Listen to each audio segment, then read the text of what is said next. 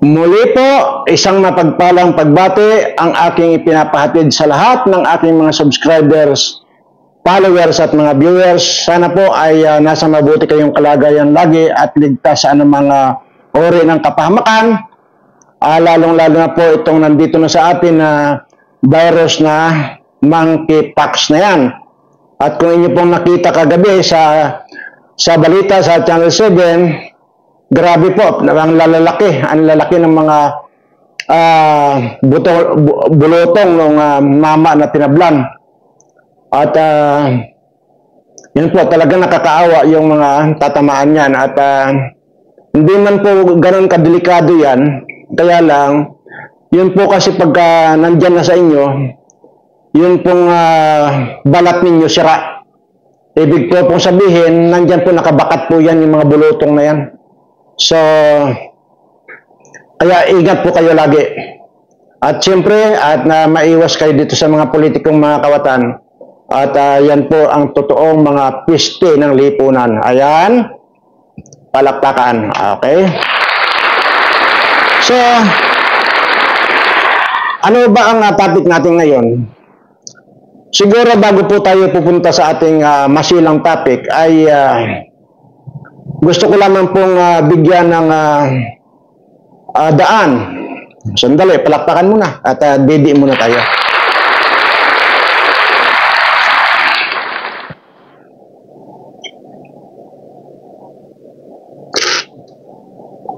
Yun pong mga politiko na hanggang ngayon po ay mayroong mga kademonyuhan sa ulo ay gumawa po kayo ng ganito. Tapos ilagay niyo po rito sa biberon. Mag-con po kayo, mag-extract po kayo ng ihi ng kambing. Ihi ng kambing. Ito po, wag niyo pong kunin ito, wag niyo pong gayahin to sa lahat ng mga subscriber ko. Hindi po ito ang tinuturo ko sa mga subscriber ko. Itinuturo ko lamang po ito sa mga politikong mga kawatan. Ayan, hindi po sa inyong mga subscriber ko ito. Ayan po sa inyong mga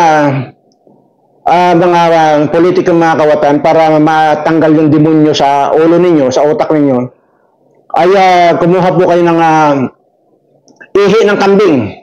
At yan po ang ididiin ninyo. Ayan. Kagaya po nito. Tanggal na lahat yung mga demonyo sa ulo ko eh. Kasi nga, umiinom nga ako ng ihi ng kambing. Ayan.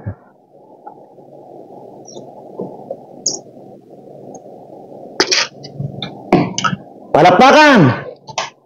Okay. Gusto ko po munang ipakita sa inyo itong mga kakandidato sa ilalim ng partido ni itong si Bangag. At dito po sa mga listahan ito ay makikita niyo po rito na nandito po si Amy Marcos. So ibig pong sabihin talaga ito, napakahilig po talaga nito manggamit at kumbaga mamamangka sa kung saang hindi ko alam kung hindi ko pwedeng sabihin na dalawang ilog kasi magkahiwalay yung kung dalawang ilog. Baka ito namamangka sa isang ilog na dalawa ang bangka. So ibig sabihin nakabukaka siya, yung isang paa niya nakatungtong din sa bangka, yung isang paa niya nandoon, hindi nakabukaka. Siguro bantot na rin siguro yung kunyan. Anyway, ito po paano ba ito? Okay, yan po yung mga kakandidato sa ilalim ni Bangag. Ayan po. Yan. So nakikita niyo po ba yung mga pangalan ng mga bangag na ito? Okay, bakit nga? Anyway,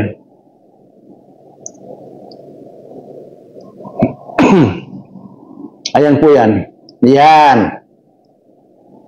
Yan po yung mga kakandidato. Anyway, sige po, isa-isahin po natin, ano? At Manny Pacquiao. Yan po yung Manny Pacquiao po yan. Yan po ang isa sa kakandidato sa ilalim ng Bangag Administration. Ayan. Palakpakan.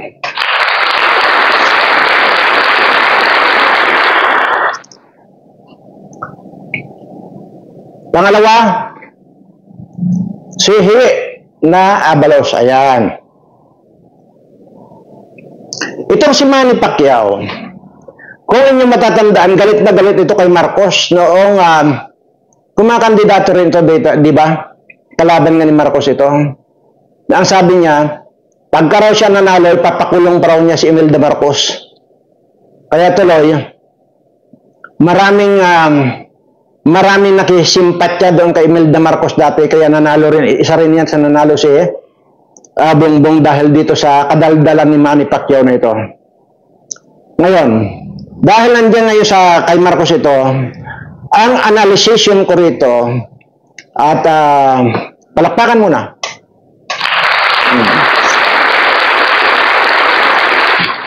Kaya kinuha ito si Manny Pacquiao. Kasi nga, di ba, tanga ito. At wala namang nagawa yan dyan sa Senado. Ilang taon siya dyan. Dahil tanga yan, para ibig sabihin, kung ano yung ididikta ni Lisa, susundin lang nito. Ganun lang yan. Okay. Ito si Abalos ng iwi. Ang masabi ko rito, kaya ito kinuha rin ito ni Bangag or si Lisa. Si Lisa na ang nag-maniobran ito. Si Lisa dahil nga magka-singhutan ito mga ito. Kaya di ba pahiwi-hiwi na rin ito? At tested and proven na talagang nakakampi talaga ito kay Butod. Ayan. Okay, ito pa isa. Ito yung paro-paro. Paro-parong bukid nalilipad-lipad. Yan. Ito si Francis Tolentino. Ayan yan. Yan si Francis Tolentino. Ayan, nandiyan naman po yan. Ayan. Ito po yung dating Dilawan. Kung saan-saan po ito, kung saan yung administration lilipat rin po ito. Ito po yung certified na paro-paro G. Ayan. So, ito mga kababayan ay sige, mamaya ko na po sasabihin sa inyo ha. Sinasabi ko lang. O yan, ang pangatlo. Pang-apat, itong si Bong Revilla. Yan, Bong Revilla. Ito po yung kasama ni Enrile at ni Jinggoy na nakulong dahil sa plunder. Ayan. So, ibig sabihin, kawatan. Ayan, yun. Yan yun. So, mamaya sabihin ko sa inyo kung may ibubuto ba kayo rito o totally wala na kayo ibubuto rito. Pang-apat, si Erwin Tulfo. Ayan. Palakpakan. Itong si Erwin Tulfo naman, sa lahat ng lakad ni Romualdez, nakabuntot ito. Kasi nga, kapag pinapawisan yung tumbong ni Romualdez, ito ang humihimod itong si Erwin Tulfo. Ayan. Tingnan nyo. Sige. Tapos ang kasunod, si Tito Soto. Ito na po yung sinasabi ko sa inyo na yung mga matatanda na napauli-uli dyan sa Senado, wag nyo nang iboto. Itong mga ito, maraming mga controversial din to. Okay, Tito Soto. Ayan. Ito pa. Ang kasama sa Bangag Administration ticket ay si Ping Lacson.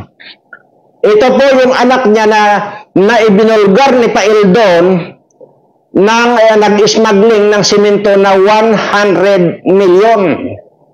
Senador ito noon si Ping Lacson. At ito rin si Ping Lacson ang gumawa ng resolution, concurrent resolution number 10.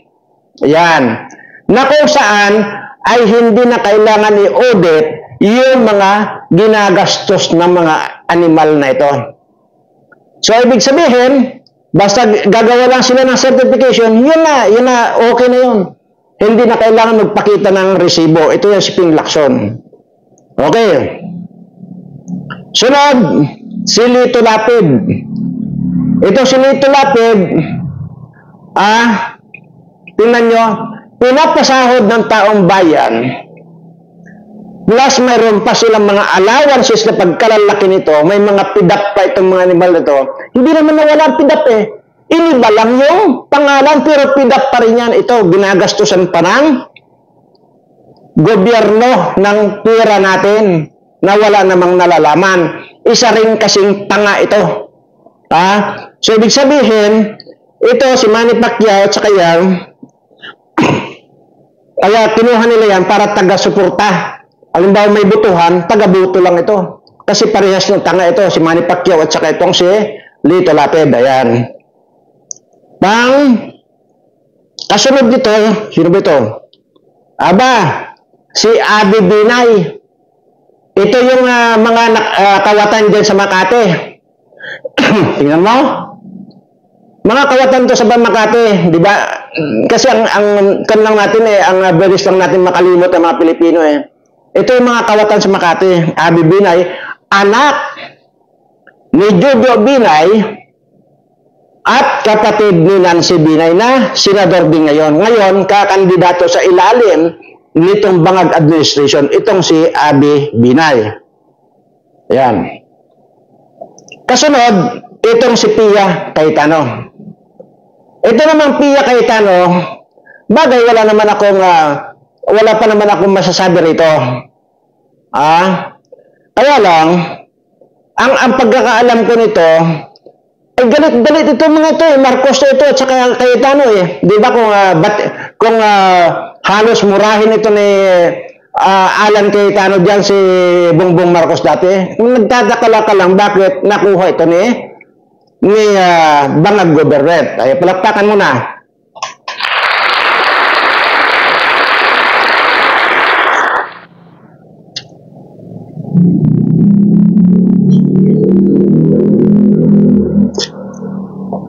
Ayan. Yan si Pia Cayetano. Ang sunod, si Amy Marcos na. Ayan, si Amy na. Ito yung sinasabi ko na nakasakay sa dalawang bangka. Yan, okay, nakasakay sa dalawang bangka. Nagkabilang paa niya sa isang bangka, yung isang bangka. So, ibig sabihin, nakabukaka. Yan. At daig pa ng mga kanto, mangga nga. Sabi nga ni Sara Duterte na mangga gamit ng mga animal na ito. Okay. Sunod naman si Camille Villar. Ayan. Ito naman, batang ito ay wala naman akong masabi rito. Congresswoman siya ngayon. Kaya lang, ito yung nanay niya si Cynthia Villar, kapatid niya si Mark Villar, at ngayon ay nandiyan sa Senado yung mag-ina, si Mark at saka si yung nanay niya si Cynthia, ay ngayon naman kakandidato siya as senador. Kung nagkataon, 3 na sila dyan sa Senado. Ayan, tingnan. So, in terms of kalokohan, wala naman ako masabi rito. Pero yun nga, sila na lang dyan. Tatlo ng bilyar na nandyan kung sakali. Okay. Tapos na po yan. Ilan ba sila? 1, 2, 3, 4, 5, 6, 7, 8, 9, 10, 11, 12. So, yan po yung panlaban ng Bangag Administration. So, ngayon, ay kung itong si Abalos na ito, ipapanalo nyo pa, naku po, nakapakabobo na ninyo. Nating lahat. Ay bagay, hindi yung bubuto lang pala dyan ang bobo. Bobo na lang o tanga na lang ang bubuto dito sa lahat ng ito. Sa lahat ng nakalagay dito na 12. Anyway, ilalagay ko po yan dyan sa screen ko. Or either doon pa lang sa bukana, ilalagay ko na po itong mga picture nila para ilista nyo na po yan para hindi nyo makalimutan. Dahil, sa 12 ito, wala po kayo dapat iboboto rito. Wala po. Kahit na may sinabi ako dito na wala naman akong nakitang pangit dito kay Pia Cayetano or dito kay Camille Villar, kasi nandiyan naman po na sila eh. Matagal din po naging congresswoman ito si Camille Villar. Itong si Pia Cayetano, matagal po naging senador yan. So tama na po yun. Kaya sabi ko nga po yung mga pauli-uli, huwag na po. So, wala po kayong ibubuto rito. Ang bubuto rito sa mga ito, Manny Pacquiao, Binhor Alvarez, Binhor Abalos, Los Ngiwe, at Francis Tolentino na Paro G, Bong Revilla na Kawatan, Erwin Tulfo na Himod Puwet ni Romualdez, Tito Soto na Damatan na hindi pa maglubay, si Lacson na anak niya smuggler, kinonsinti niya, si Lito Lapid na isa ring tanga, kaya ko ba't binubuto pa ninyo yan, si Nancy Abin,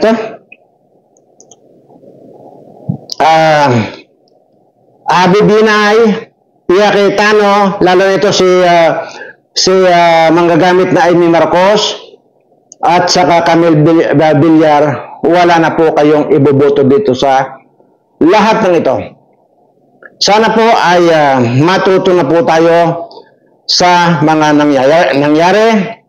Matuto na po tayo sa nakaraan at huwag po nating baliwalain itong sinasabi ko dahil alam ko po na tama yung sinasabi ko.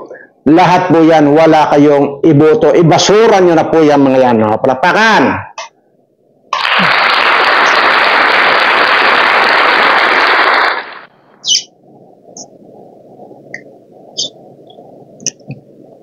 Ngayon, kung halimbawa hingin nila ang boto sa inyo, pumunta dyan sa inyo, sabihin nyo lang, iboboto namin kayo, kaya lang uminom muna kayo ng ihi ng kambing para matanggal kamo yung mga demonyo sa utak ninyo. Kasi puro mga demonyo ang utak ninyo. Uminom muna kamo ng ihi ng kambing. Ayan. Palakpakan. Ayan. Okay. So, dito na po tayo sa talagang topic natin. Ang topic po natin ngayon ay senador. Senador ang nag-imbestiga, senador din ang nagpatakas kay Alice Goo. Gulo ito. Maniwala kayo sa akin. Or kung hindi man gulo, para nakakapagduda na ito. Ulitin ko lang po Senador ang nag-imbestiga, senador din ang nagpatakas. So, ngayon, kung talagang walang kinalaman itong mga ito, ay dapat yan kayo, magpapatayan na kayo dyan. Pero kung walang patayan na mangyayari, palabas lang ninyo yan. Drama lang ninyo yan.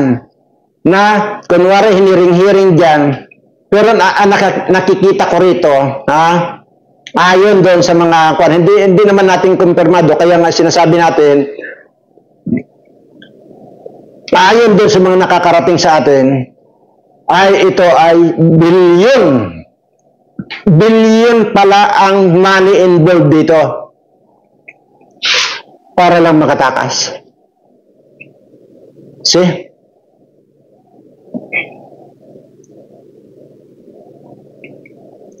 Pero si Inday Sara, na pumunta ng abroad, pati yung anak, pamilya niya,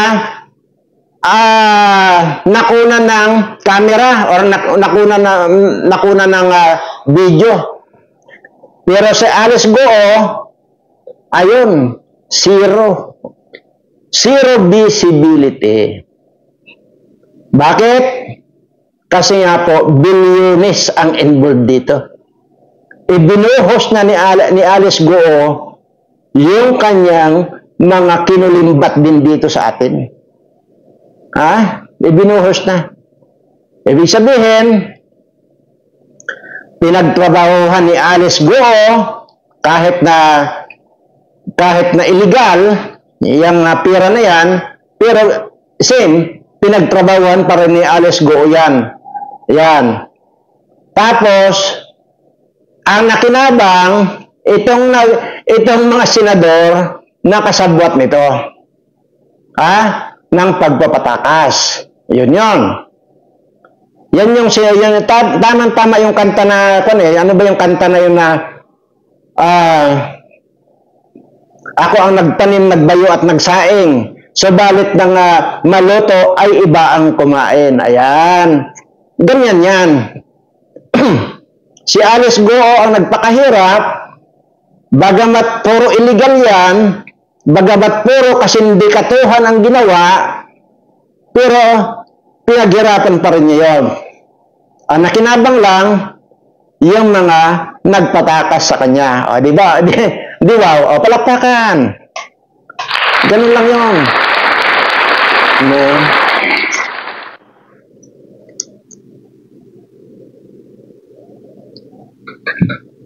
Kaya kung talaga, hindi mo na talaga malaman ngayon kung sino talaga yung maaasahan ng bayan. Pero sa tingin ko, wala na po talaga Talaga sinasamantala nila. Siyempre nga naman, ano pa ba ang gagawin? Sasamantalihin ko na ito. Sabi nyo, lahat yan. Magmula yan dyan sa janitor hanggang sa presidente yan. Sasabihin ng janitor, mangangawat na rin ako dahil kung ito ng presidente natin yung asawa ng presidente natin, di ba?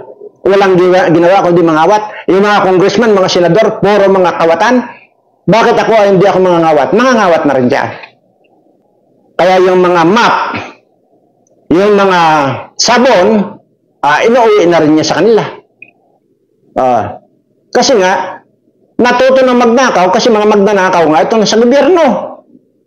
Di ba? Kaya nga, yun nga sinasabi ko, na wala nang matino dyan. Puro, inanay na yung mga utak nito mga ito, napasukan na ng demonyo yan. Kaya yung sinasabi ko nga dito, na para matanggal yung demonyo sa utak ninyo, ay uminom kayo ng ihi ng kambing. Ayan. Palakpakan. Baka naman yung nakakita nito, para lang ito sa mga politikong mga kawatan hindi dyan sa inyong mga viewers kayo. Baka mamaya, sundin ninyo ito, para lang sa mga kawatan ng mga politiko ito sinasabi kong ihi ng kambing. Baka naman, hindi nyo natatapos yung sinasabi ko, bigla na lang kayong pumunta doon sa kung may-ari ng kambing at hinigop nyo ng hinigop yung ihi ng kambing. Para lang po ito sa mga politikong mga kawatan. Ayan. Baka kahit yung mga viewers ko kayo, baka lang makikisali na rin di ba? Mario Joseph. Saan pa tayo pupulutin ito? Bagay, sabi ko nga, wala akong problema kung ako lang. Walang problema sa akin. Ang pinoproblema ko, itong mga kababayan ko, na hanggang ngayon, gutom na gutom. Pero itong mga animal na mga nagpapasasa na ito, ayan, hindi pa magkandamatay ang mga hayop na ito. Bullshit mga hayop. Palakpakan. Kaya yung nga lagi ko sinasabi rin, na bakit ba ang tagal na mamatay itong mga ito? See? Anyway, sa totoo lang po, wala ako sa mood ngayon dahil nga hindi po sana talaga ako magbablog dahil nga talagang wala ako sa mood. Pero para lang po malaman kasi ninyo, ito po ang pinakita ko lang sa inyo Ulitin ko lang po.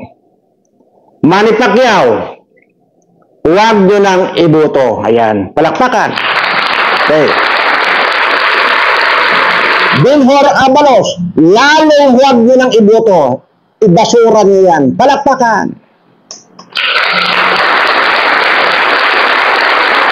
Francis Tolentino, huwag na yan kasi baka mamaya dadalhin pa kayo sa kalawakan yan kasi palipad-lipad nga yan di ba? Palipad-lipad, baka dalhin kayo sa kalawakan yan, ihuhulog na lang kayo pag nasa kalawakan na.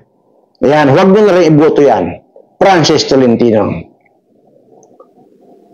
Bong Revilla, huwag nyo na rin iboto yan. Dahil kitang-kitang yan, nakulong yan, silang tatlo ni Jinggoy, tsaka si Enrile. Ayan. Puro guilty ito. Ha? Erwin Tulfo na hinod tumbong kay Romualdez, huwag nyo nang iboto yan. Tito Soto na, matandang hukluban, ayan, huwag nyo iboto. Ping Lacson na smuggler, huwag nyo nang iboto yan. Lito Lapid na Bobo, huwag nyo nang iboto yan. Abi Binay, huwag nyo nang iboto yung ulit ba? Na? Si Pia Cayetano, huwag na rin. Kasi nga, matagal na rin siya dyan na senador. Ayan. Amy Marcos, lalong huwag nyo nang iboto yan.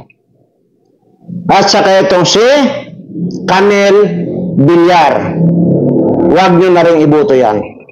Para sa ganun, mapagbigyan naman yung mga bago, hindi yung sila-sila na lang nandyan.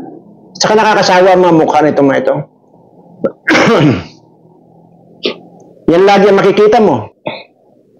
Di ba? Yan lagi ang makikita mo eh. Okay lang sana kung magaganda. Kapapangit naman. Tingnan mo yan si Kwan. Si Abalos na yan, tingnan ang itsura. Parang kala mo, ang tawag doon sa Kwan, yung isda na gurami, wala ang ginawa diya. Alam mo, dapat sana, pag pumunta ka sa hearing Abalos, magdala ka ng bibi para hindi ka mahalata. Ganoon, halimbawa, gaganyan-ganyan ka. Parang ang gawin mo, saksakan mo ng bibi yung bunganga mo para hindi ka mahalata.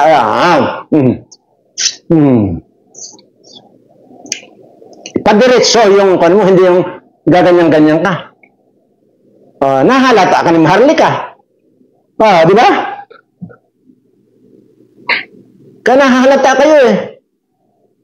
Magdala kayo ng tsupon sa susunod O di kayo pacifier. Yung pacifier, yung kwan. Pag tangingiwi ka na, saksakan mo ng pacifier yung bunganga mo. Wala kasi kayong kwan eh. Wala kasi kayong ginawang matino sa bayan. Kaya kung babastusin kayo ng mga taong bayan, ganun na lang. Sa totoo lang po, hindi po nadadala or hindi nabibili ang respeto. Kusang ibinibigay po yan. Kung ngayon ay walang rumirespeto sa inyo, manigas kayo dahil yun ay deserve ninyong bastusin na lang kayo. Dahil sa mga ginawa nyo, hindi kayo karespeto ng mga animal kayo. Tandaan nyo yan. Ito kay Lito Lapid panoorin nyo yung mga panoorin nyo yung mga vlog ni Percy Lapid. Kung ano ang karakter nitong Lito Lapid nito, kung gaano katanga at kabubo. Panoorin nyo. Percy Lapid. Lapid Tower. Panoorin nyo. Nandiyan naman yan. Bubuto kayo ng isang bubo na walang nalalaman? Wala ba na? Nakita nyo ba sumali yan dyan sa mga si Lito Lapid? Nakita nyo ba? Na sumali dyan sa mga hearing na yan? Ay manap pa itong si Manny Pacquiao kasi nga ipal, kahit na hindi marunong mag-Ingles, birada kahit na wala bibirada. Kasi nga, akala niya, Tama yung mga pinagsasabi niyan. Akala niya, magaling na siya. Oh, di ba? Ayun nga ang pinagtatakhan ko rito. Kung bakit hindi inaawat ng asawa nito at saka mga anak nito. Na hindi man lang pagsabihan na, o daddy, huwag ka na pumasok dyan kasi pag nag-i-English ka dyan, nakakahulo. Di ba? Mariusip naman kayo. Kasi dapat yan, kayong pamilya dapat magmahal sa inyong kapamilya.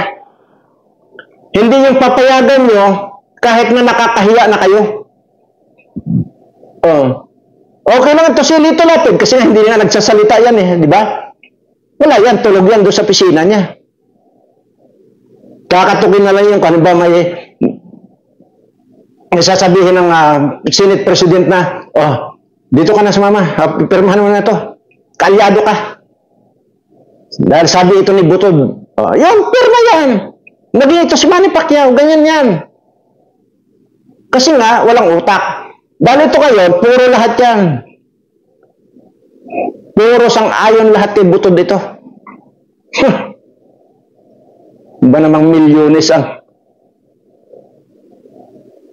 laman ng nakasulat sa chike. Ay, ewan ko na lang. Anyway, basta po yun ang sa akin, senador ang nag-imbestiga kay Alice Guo, senador din yung nagpatakas. O yan. Yan po ang magiging title natin. At saka isa pa. Ito pa po yung importante. Pero bago po yan ay palakpakan muna. Ngayon po, ay plano ko sana na magparapol ulit. Okay? At para kahit paano ay makapagbigay tayo sa ating mga kababayan. Kasi nga, hindi naman natin maisa-isa ang puntahan, daanin na lang natin sa rapol. So, yan po ang plano kong magpaparapol ulit. At ito po ay maaaring magkahalaga ng 1 milyon itong ating paparapol. Pero pinag-aaralan ko pa po kasi nga yun pong dating hinire ko na mag-assistant dito na kasi nga po kapag ka nag-live na po, hindi ko na po, kagaya po nito, hindi ko na po mababasa yung mga comment ninyo kung ano ba yung isinasagot ninyo. Hindi ko na po mabasa yung kasi nga malabo na po yung tainga ko. Ayan. Ay, tainga ba malabo? Hindi ko na mabasa. Pagka hindi na ba nakakabasa, tainga yung malabo. Palakpakan. Ayan po. So, kinausap ko po ulit yung aking assistant dati. Ay ayaw na raw niya kasi nga 'di ba nung nakaraan binastos siya na ang sinasabi ay kung ngumiti daw yung kinuha kong assistant parang ngiting aso. Kaya ngayon nung kinakausap ko na siya, ayaw na niya. At ngayon nag-iisip po ako ngayon kung ano ang pwedeng palaro ko ngayon. At siguro para lang magkaroon ka ng idea na may naiisip kasi ako. Halimbawa itong video kong ito halimbawa, mayroon akong babanggitin na kakaiba. Basta may kakaiba akong babanggitin. Ayan. Siguro yun po ang abangan ninyo. Halimbawa, may nabanggit ako ritong hindi naman pinag-uusapan yung kabayo, nabanggit ko ritong kabayo na wala naman sa topic. Ibig sabihin kakaiba. Wala sa topic pero nakapagbanggit ako ng kabayo na wala naman sa topic.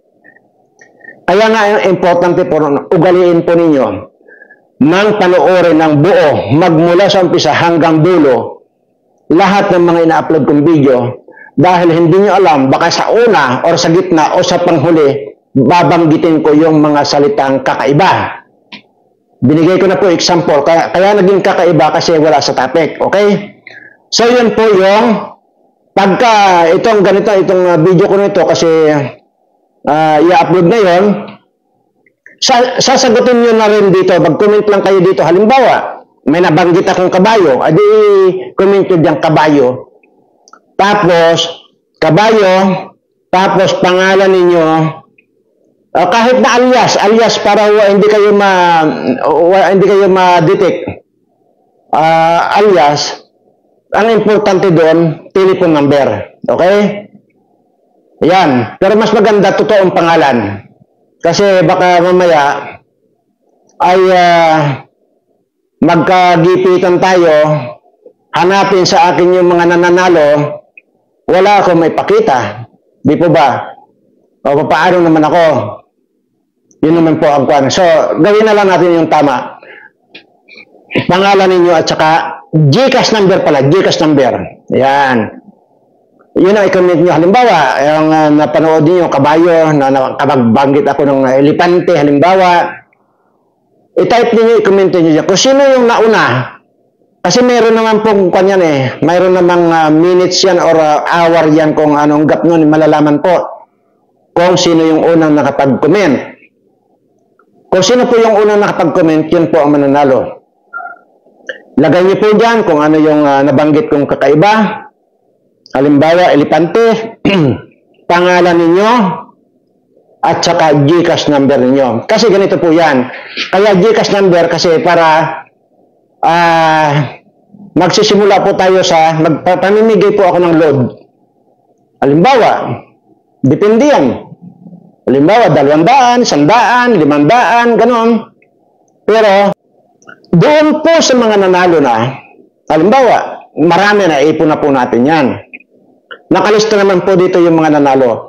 Pag nakaipon po tayo ng mga nanalo, nakalista dito, magsama-sama kayong lahat na nanalo. Pagsama-samahin natin yan. Lahat ng nanalo, pagsama-samahin natin. Tapos, irarapol natin yon. Yung, halimbawa, kalahating milyon or 1 milyon. Ang pinag-iisipan ko po rito ngayon ay para tuluyang mabago yung buhay ninyo. May mababago talaga. Kasi isa lang po talaga mananalo rito. Para tuluyang mabago yung buhay talaga nung mananalo, ay gusto kong isa, kung hindi man yung pira, ay mismong yung kamuting dilaw, yung bar na kamuting dilaw, magkano ba ang halaga ngayon? 1 kilo yun. Ilan bang kwan yun?